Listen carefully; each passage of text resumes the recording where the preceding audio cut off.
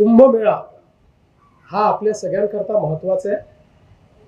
त्याचवेळी पर्यावरणही महत्त्वाचं आहे, झाडे महत्त्वाची आहेत।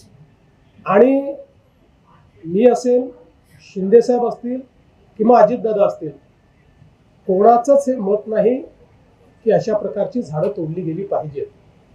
मात्र याच्यामध्ये एक गोष्ट आपल्याला लक्षात घ्यावी लागेल, प्रयागराजचा कुंभमेळा ज्या ठिकाणी होतो तिथे 15,000 हेक्टर जागा आहे आणि आपला कुंभमेळा ज्या साधुग्रामला शतकानुशतक होतोय तिथे फक्त 300-350 एकर जागा आहे।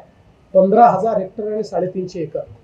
आणि ही जी काही झाडं आहेत, आपण जर 2015-2016चा गुगल मॅप बघितला त्यातलं कुठलंच झाड आपल्याला दिसत नाही। ज्यावेळेस महाराष्ट्र सरकारने 50 कोटी वृक्ष लागवडीचा कार्यक्रम घेतला त्या काळात नाशिक महानगरपालिकेने विचार करून ही झाडं लावली, कारण ती रिकामी जागा होती। 12 वर्षात आपण एकदाच ती वापरतो।